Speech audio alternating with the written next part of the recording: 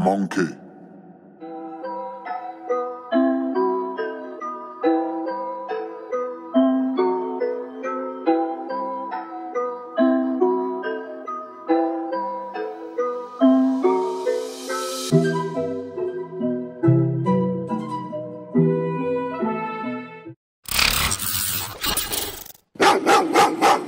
up mga kabiti hombre ko? Ngayon nga pala nandito kami ni Baby Cali. Say ka muna sa camera. Hi!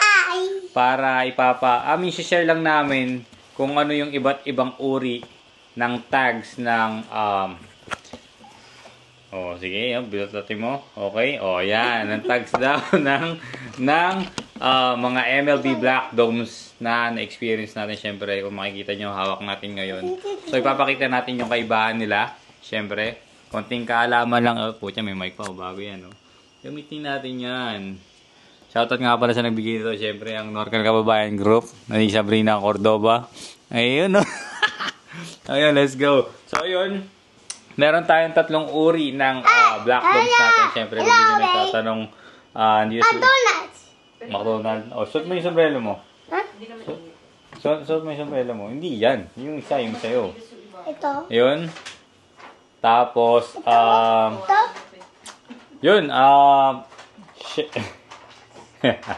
so, i-share na natin kung ano yung iba't ibang uri or klase ng mga tag or tags ng sports specialties na Black Domes na MLB. Especially MLB, syempre yun.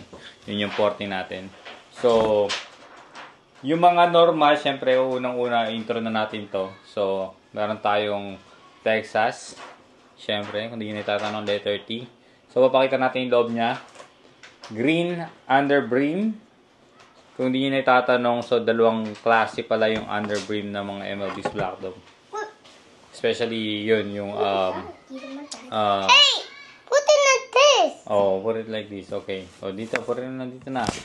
So, especially yung mga, yung mga MLB natin, may dalawang uri lang ng kulay, which is yung green and then the gray underbrim. So, tatalakayin naman natin ngayon at i-share namin sa inyo ni Baby Cali yung mga tags niya, which is eto, papakita ko. Ito yung nakalawit.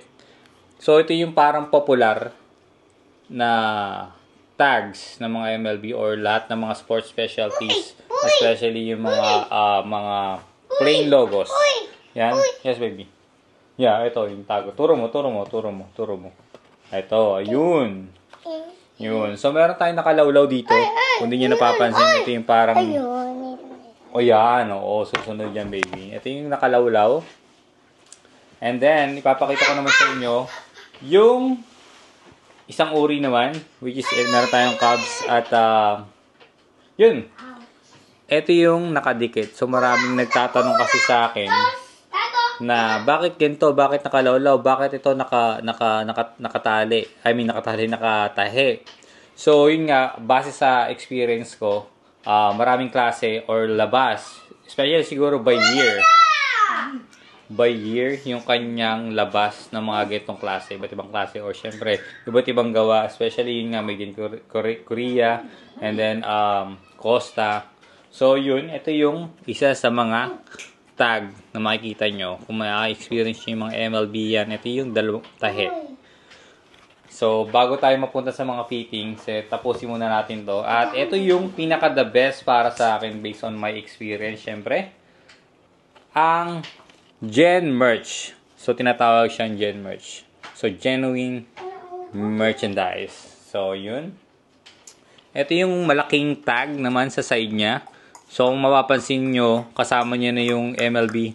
So, parang sa akin, ito yung nagbabase kung parang lisensyado yung isang sombrero. So, dito sila nagbabase. Kasi kung makikita nyo, nakalagay dito, licensed by.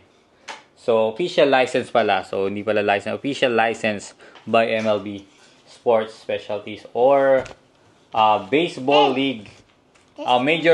Major League Baseball. Ayan, yung pala nagkakanda. Rumble na. Yes, baby. So, yung konting kaalaman na rin natin sa mga nanonood sa atin. At ito yung pinaka-the best fitting para sa akin. Medyo malaki yung ulo ko dati dahil mahaba yung buko. So, ngayon, parang nag-downgrade.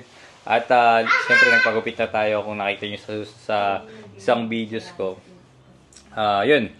medyo lumit yung ulo natin at parang naging sakto sa atin yung Costa Rica. Yun. So, yung sinusukot ko yung Costa Rica, medyo maliit siya. Pero nung nagpagupit ako, yan, kitang-kita nyo naman. Swabing-swabe. Yan. At lumit na nga yung parang fitting ng hat sa atin. So, dati 2 ako. 2 yung sobra ko dito na sa snap. Ngayon naging parang yung parang sakop na lahat. So 1 or parang sakop na yung lahat na snap. So pero ito yung the best fitting sa akin, tong Gen Merch tinatawag natin. At kung di niyo napapansin, syempre kung di niyo naitatanong na naman, a gray underbeam siya. Yun.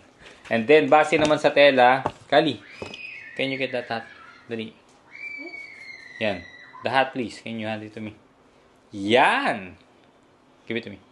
So, yung hindi nyo napapansin, so, yun. Kung hindi nyo napapansin, magkaiba yung tela. Magkaiba ng tela. Yung, lawlaw yung tag. Yan. Compare dito sa, Gen Merch na malaki yung tag. Yun. Parang yung tela nito parang Sri Lanka, parang ganun. Sri Lanka, tapos, and then, base rin sa experience ko, ito yung parang same lang din ng Gen Merch yung fitting niya. Yung nakadikit yung tag. So, kumbaga sa yung parang magkaparehas sila ng Gen Merch at yung parang tag na nakadikit. Same sila ng fitting size niya. At, syempre, nahuli syempre yung nakalawlaw yung tag. At yun. Kumbaga sa yun yung parang i-share muna natin ngayong araw na to.